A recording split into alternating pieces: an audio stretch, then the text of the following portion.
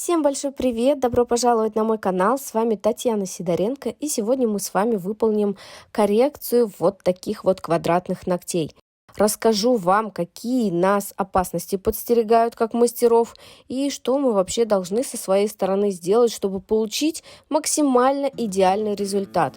Посмотрите, пожалуйста, обратите внимание, что когда вы смотрите на ногти, первый ваш этап вообще должен быть, это, конечно же, вы должны оценить работу и посмотреть на спектр действий, то есть что мы должны будем сделать. Это, естественно, снятие, посмотреть сразу трещины, есть ли ремонты, но очень часто, когда к нам приходит клиент и все находится под покрытием, к сожалению, у нас все это прячется, поэтому мы начинаем снимать. Сначала снимаем, потом убираем длину. Хотите, можете делать наоборот, то есть сначала убирать длину настолько, насколько отросло, и только потом уже снимать материал старый. По идее, так будет сделать логичнее, чтобы лишнее не снимать. В общем, делайте, как вам удобно. Стала замечать, что вот такие вот дизайны с растяжкой, с блестками носятся просто на убой, особенно у кутикулы. Не отслаиваются они. И еще в этом видео расскажу вам, почему я использую именно пилку. Пилкой я подготавливаю ногтевую пластину к покрытию самой мягкой ее частью. Во-первых, пилка у нас никогда не становится гладкой. И, во-вторых, она у нас очень хорошо приподнимает чешуйки. Естественно, надо использовать все-таки сторону на 240 грит. У нас здесь еще есть клюющий ноготь. Посмотрите, как я проверяю. Видите, убираю уголочек, поворачиваю. И если мы уберем этот угол, то есть сделаем хорошую форму, у нас не будет квадрата, а клиент хочет квадрат. Берем с вами шабер. Это самый классный шабер для прилипшей кутикулы. Шабер от Silver Star. Я их заказываю на Wildberries. Кстати, скоро буду заказывать другие инструменты. И хотелось бы вас спросить, какие больше вы хотели бы посмотреть? Этим у меня уже больше 3 лет, и я их еще даже ни разу не затачивала. Ножницы, кстати, в прекрасном состоянии. Я ими работаю, и сегодня вам тоже покажу свою любимую модель. Суть этого шабера в том, что у него достаточно острый, но безопасный краешек. И плюс, что он за счет того, что он плоский, он очень хорошо двигает прилипшую кутикулу. Короче, классный. Присмотритесь, ссылку я вам оставлю. Начинаем работать синей фрезой диаметром 25. Кутикула хоть и маленькая, но кармашек мне хочется приподнять. И еще вот на этом вот указательном пальце у клиента с детства есть небольшая проблема. Это такая ребристость ногтевой пластины ближе к кутикуле. Это не является заболеванием или каким-то противопоказанием для того, чтобы не делать. На форварде и реверсе все мы с вами обработали. Не забываем обязательно, конечно же, про боковые пазухи. И смотрим на фронт работ. Вообще, очень многие мастера сделали бы сейчас просто опил форм и сделали выравнивание. Но нет, мы так делать не будем. Сделаем срез самыми маленькими, самыми удобными ножницами от Silver Star. Ссылку на них тоже я оставлю. Я их закажу, наверное, себе побольше. Тем более на Wildberries сейчас скидки на инструменты, поэтому закажу, наверное, сразу 5 штук, потому что чаще всего я наблюдаю, что беру крафт-пакет именно с этими ножницами, то есть ими работать удобнее всего. Вот такой вот чистенький результат. У нас указательный сделали специально короче, и тут нам помогает наша пилка. Посмотрите, поставили к центральной оси, отложили в бок, видим, где не хватает боковых параллелей. Сразу же видим, где клюющий ноготь. И после маникюра я делаю ремонт. Наношу праймер бескислотный от Космопрофи только на ту часть, где у меня нет базы. И дальше базу я наношу уже из флакона. Но никогда не наносите базу из флакона под подложку, потому что кисточка, какая бы она суперудобная ни была, она не может нанести настолько тонко, как вот такая вот плоская кисть. Многие, кстати, спрашивают про кисть под видео. Я все эти сообщения видела. Это самая обычная плоская кисть 4.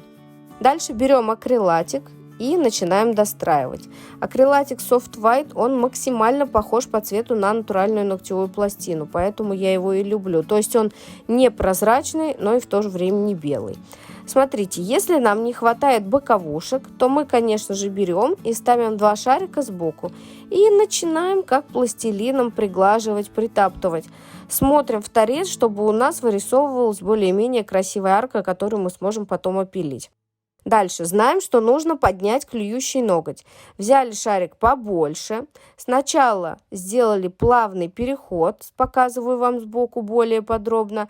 Видите, притоптали у кутикулы и постепенно начинаем как бы по воздуху порхать кисточкой и разглаживать его от кутикулы к свободному краю.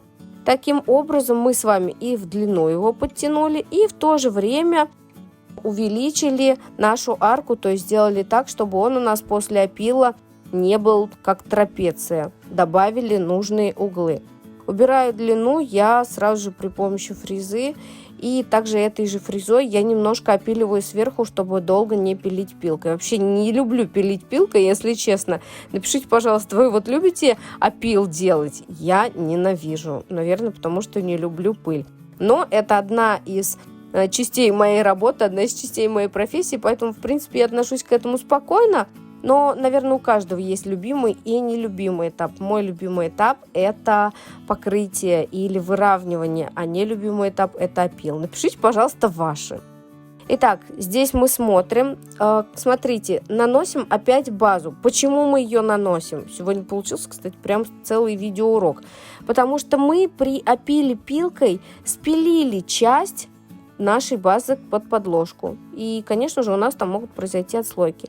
Работать сегодня будем очень красивой коллекцией. Это коллекция Рио от Космопрофи. И кисточка у меня Рублев Колонок 1,5. Яркий цвет наносим на край ногтевой пластины. Объясню, почему сделали именно так. Как-то раз у меня был похожий дизайн и розовый был у кутикулы, и многие написали, что ногти смотрятся воспаленными. Поэтому в этом видео мы решили все-таки поменять местами. Не знаю, почему мы выбрали именно такой дизайн, но почему-то на осень он оказался максимально актуальным. И сейчас вы это сами увидите. Итак, розовый растягиваем, кисточку держим практически параллельно ногтевой пластине и тушуем по липкости, то есть у нас осталась липкость базы. То же самое делаем с желтым цветом, только наносим его у кутикулы, натягиваем на розовый, все, получается на стыке оранжевый. Молочным гелем делаем уже укрепление, только берем капельку небольшую.